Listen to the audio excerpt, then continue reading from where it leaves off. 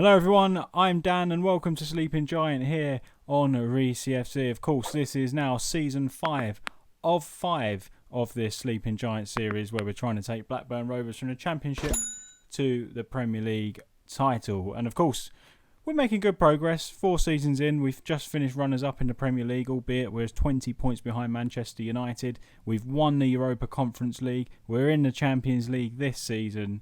So it's a huge summer ahead for us, a big transfer window to get the right recruits in and try and narrow that gap down. And we've got to narrow it down by 20 points to catch Manchester United next season. Let's hope they are not as good as they were this year. So before we do that, let's have a little recap of what happened last season. Let's get stuck into some of the awards then. So end of season awards. Sees Calvin Phillips voted Fans Player of the Season. I think that's absolutely fair enough. He was superb for us this season in the Cups, in Europe. Absolutely superb. Premier League, he was terrific as well. And he got 43% of the fans' votes, which is no surprise. Runners-up was Tosin Adarabioyo and Jeremy Bogard, both very solid this season. Goal of the season was Jeremy Bogard against Sheffield United. Let's remind ourselves of this one. I can't remember it actually, so it's not that memorable at the minute. But here we go. So Bogard picked up the ball deep. Don't tell me he run all the way and slotted it home, did he? I still can't remember it. It's not familiar. It was a lovely strike pinged into the bottom corner. And it put us 2-0 up on the day against Sheffield United. I believe we won that game 4-0. And yes, we did. 4-0. There we go. And I don't know if that showed the result beforehand. It was just from memory. So that was good memory, wasn't it? Fabio Silva got Young Player of the Season. Signing of the season with Tosin Adarabioyo. Even though he's been here for 4 seasons under me, that of course we got him in on a permanent deal for £26 million. So the season review then, we finished runner-up in the Premier League, which is a phenomenal achievement. The boys didn't even think we could finish top half, I think it was. And we finished second in the league, which was terrific. Match of the season was a 4-0 away win at West Ham. Moment to forget was a 5-1 defeat to Liverpool at Anfield. Of course, we won the Europa Conference League and we got knocked out of the 4th round by Liverpool and Arsenal in the FA Cup and Carabao Cup, respectively. So let's have a look at the club vision this season. Of course, we want to win the Premier League. That is the main ambition from me. And if we can do it, fantastic. It will be mission accomplished. We've got the Champions League as well, which will be terrific. So they want us to play defensive solid football. Interesting. Anyway, let's skip that bit. We're not going to change anything. We're going to continue playing my way that we've been doing at Blackburn Rovers and work within the wage budget usual. They want us to finish top half of the Premier League. Again, it's not very ambitious considering we just finished second, is it? Reach the group stage minimum of the Champions League. So does that mean we need to qualify? Surely we don't if we finish runners up in the league. I guess we'll find that out soon. Surely we will already be in the group stage of the Champions League. And then moving onwards, it will become recognised as best of the rest. Kind of what we've done this season because we finished second. So we're just going to accept that vision. And that'll do me nicely. Let's have a look then. Let's discuss the plans for next season. This is where we annoyed them last year by being over ambitious. But I am going to say to them, let's have a look. Next, qualify for the Champions League, which we've done. Can we actually say about winning the league? Doesn't look like it. So I'm going to say aim to qualify for the Champions League. Apparently unrealistic.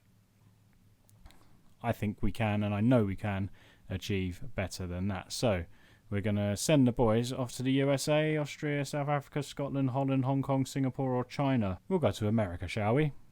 That sounds like a nice destination, doesn't it? Silva was named Player of the Season in the Premier League. Sorry, not in the Premier League, in the Europa Cup 2. So obviously the Europa Conference League. That is great achievement for him. And Panaranda was also second as well. He got 8 goals and 3 assists in the competition this year. So we'll congratulate Silva on that award. He won the Golden Boot as well. So yeah, it's fantastic to see the boys in there. And in the Player of the Season squad for the Europa League, look at that. We've got pretty much the whole nearly the entire 11. We've got the whole midfield, strikers and left back. The rest of it is AZ Alkmaar and RB Leipzig, who we beat both of them in the competition. So it was clearly our competition this year, and we've done very well indeed. So now then, let's have a look at some of the transfers. So just as a reminder, on the transfer front, we have a £55 million budget this season, a £1.6 million wage budget. So we've got around $250,000 to play with there, because we're currently spending just under 1.4 million. And I mean, 55 million isn't an awful lot of money really to try and bring in some players. Hopefully that will go up a little bit. I don't know, maybe some more Champions League money. I don't know. So we've got £55 million to work with. In all honesty, we haven't got a lot to change. I just want to improve in some areas, especially in the central midfield role. Provide a bit of cover for Travis and Calvin Phillips. Even though we've got Romeo, I think we're a little bit weak there in terms of backup options. So maybe we'll be looking in to bringing in some targets that we tried to get last year and we failed to. So as ever, I do normally have targets in the transfer market, and I normally don't get any of them and end up going for other players. But here is the current transfer target list, which is, I told you it's not much. Robar, who we've had on loan from Arsenal, I'd like to bring him here back to the club on a permanent basis. If not, we'll look to loan him again. Apparently his value is 7.75 million. I can't believe we'll get him for that money, but we shall wait and see. Lewis Cook is somebody from Bournemouth. I nearly said Barcelona, but he's definitely from Bournemouth, not Barcelona. He's got very good attributes, and he will be the guy I'd look to bring in to really challenge Phillips and Travis for that central midfield role. And yeah, he's a really good player, and he looks like he's only going to cost maximum pretty much under half of our transfer budget, so he'll be a really good signing. He's 26 years old. He's been in the Premier League since however long Bournemouth have been in the Premier League. And really good attributes. His mental attributes are fantastic. Great vision, great passing. And great natural fitness as well. So he is exactly the calibre of player I would be looking for in a central midfield role. And also we're looking at Anthony. Of course, we tried to bring him in January. We didn't quite manage it. It was too late in the end. We tried to then make it a loan. It was still too late for that. And again, he'll be a fantastic option out wide. Dribbling 17, first touch 16. Great technique, great composure, acceleration and agility is there. And again, work rate and vision are good as well. This is a fantastic player, and I'd love to bring him to the club. He's only 23. He's going to cost us a lot of money though. But apparently we can get him as low as 20 million, but up to 51 million. So if it's the top end of that, which I guess it will be, he will cost an awful lot of money. But look at his average ratings. Look, it is above 7 every season. That's crazy. He was bought by Ajax for 5 million. So hopefully we can get him for 25 million. They can make a £20 million profit. However, I think he's going to be at the top end of that estimated cost. So they're the 3 signings I'm looking at. If we can get all 3 of them, I'm guessing we won't. Depends how much we can pick Anthony up for and how much Arsenal want for Robar. Hopefully we can get him in on loan to keep our costs down. And yeah, I think this will be a good window if we can get 2 or if not all 3 of them. So our Director of Football tried to approach Arsenal and agree a deal for Robar. However, they want a hell of a lot of money for him, which was expected. The last sum we offered was £53 million, and of course they must have rejected it. So it looks like he's going to be a player who we'll look to bring back in on loan. Of course, if we don't bring him in, it's not a problem. We've got Ryan Nyambe, who is fantastic anyway. But it'd be nice to have Robar there as well, because we've got Champions League football to contend with. And it'd be nice to have the pair of them at the club again this season. So hopefully we can get him in back on a loan deal. But we can't approach that at the moment as a loan deal because he's still at the club on loan until technically the end of the season. And then we can try and approach Arsenal for him to bring him back on loan again. First bit of transfer activity is an outgoing, and that is Baba Rahman has agreed to join Besiktas. He wasn't really a part of our plans last year. Of course, I brought him in thinking he was a right back, and in fact he was a left back. And we bought Ait Nouri in, and we also had Bell. So Rahman didn't really get a look in. And that being said, we've let him go to Besiktas. We've made a bit of a profit on him. We got him on a free transfer from Chelsea. We are going to make just over £3 million out of it eventually. So probably a good bit of business by the club. He's not really going to be used. However, Bell has refused to extend his contract because he couldn't agree with the director of football. So once he's settled down, I'm going to handle the negotiations myself because I don't want to lose him. And I'm confident to keep him at the club. Hence, I wouldn't have let Rahman go.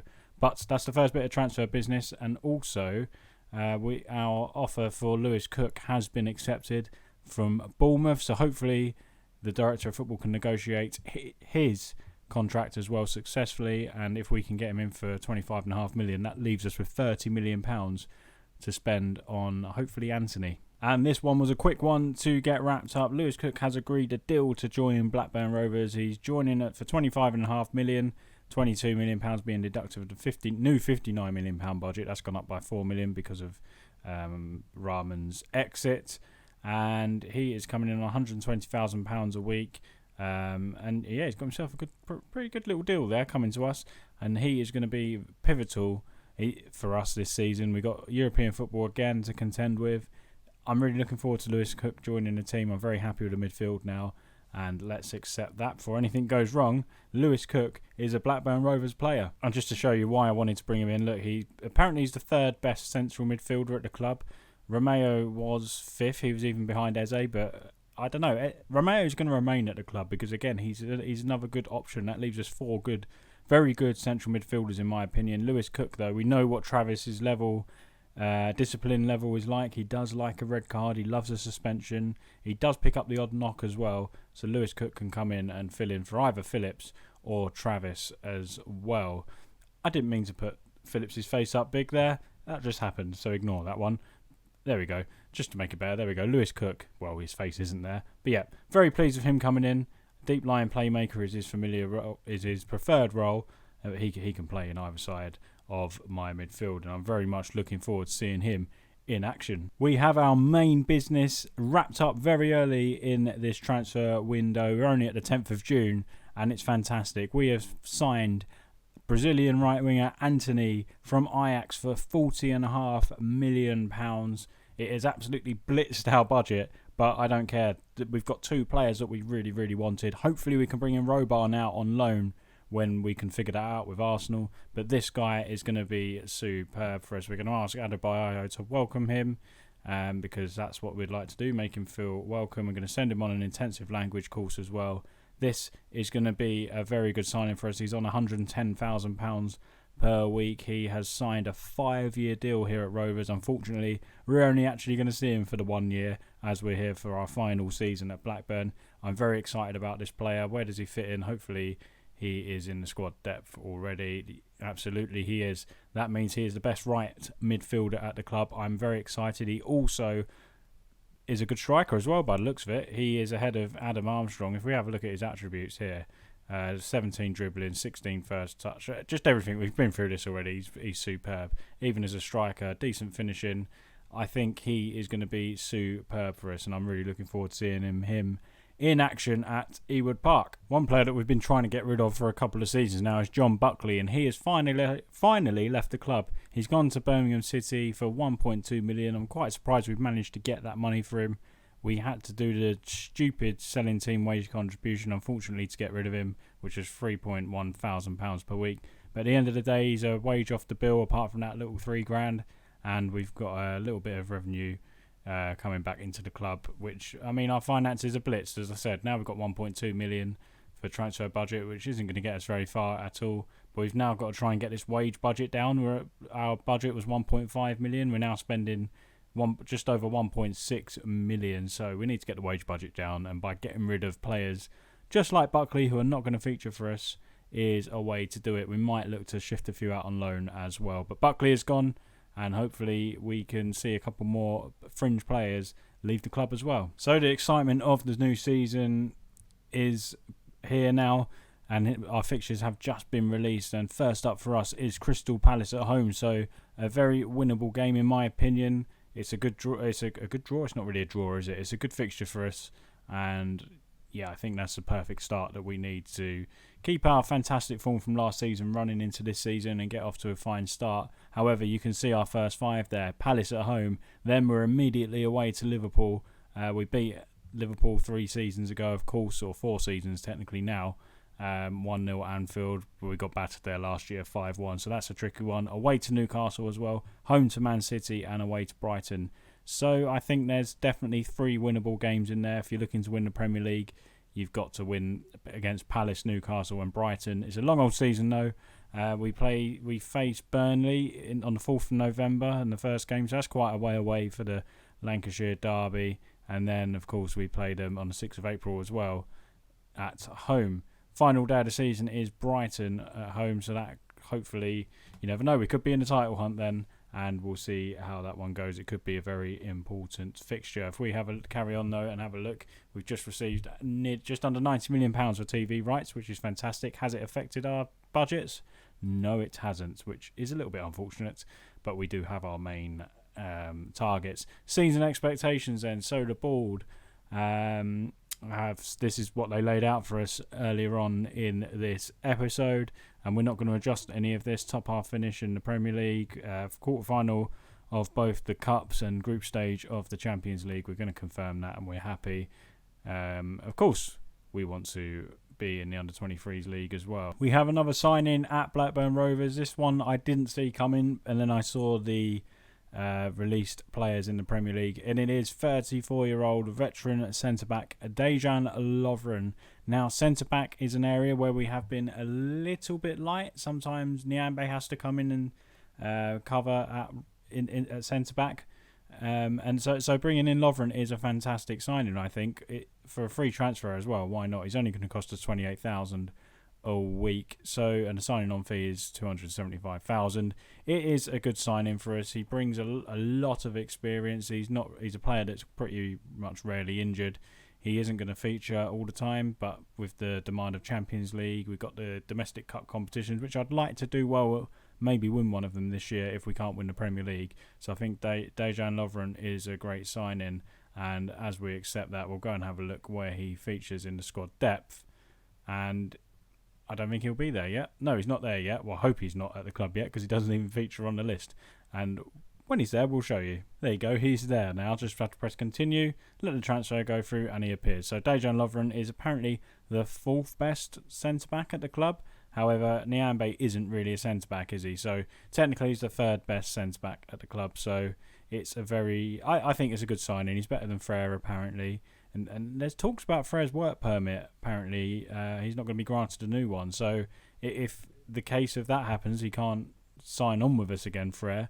At least we've got Lovren as a bit of cover. So a bit of a plan B. So that's 3 signings in so far in Anthony, Lovren and Lewis Cook. So our transfer activity is wrapped up for now. We haven't got the money to buy anybody else anyway. We didn't manage to get in a right back at present, because we haven't got the finances to even loan Robar at the minute. So hopefully we'll get a few more players out over the next few weeks of the transfer window. But now we are up to the Crystal Palace game. We're ready to start the new season, which we'll bring you in the next episode. Before we go there, let's just remind you of the squad depth screen and show you why we haven't made too many changes to the squad. I think it's the right thing to do personally. Let me know in the comments if you think we should have brought in more and we didn't spend our budget wisely, but I think we did. I'm happy with what we've done. So, of course, we've got Fabio Silva is still our lead-in striker. Anthony comes in mainly as a right winger, but he can fill in. He's apparently the second best striker at the club, and with Armstrong moving down the pecking order to third. Same outright on the right as well. Armstrong's down to third. And we couldn't agree a new contract with him. He wants a new contract, but we couldn't assure him of his playing time that he wants.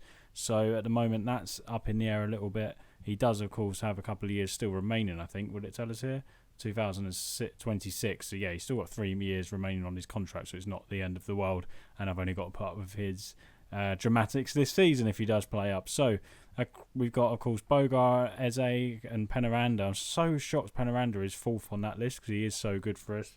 Eze, of course, is rated higher than Dak, which I rated him higher than Dak last season. I played Eze a bit more.